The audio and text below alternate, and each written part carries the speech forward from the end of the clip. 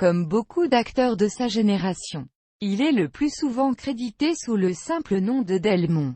D'abord forgeron métallurgiste comme son père, Édouard-Philippe Clément Autran, il fut recruté comme machiniste par le théâtre de l'Alcazar de Marseille en 1914.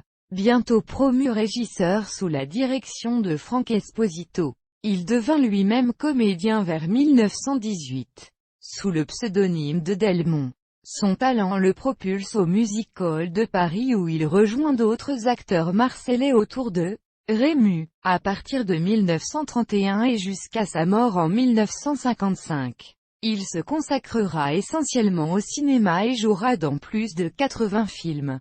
Il est un des interprètes de second plan récurrents de nombreux films de Marcel Pagnol, notamment dans la trilogie marseillaise de Pagnol où il change de personnage d'un film à l'autre. Quartier ou second maître dans Marius, où il tente de convaincre Marius d'embarquer.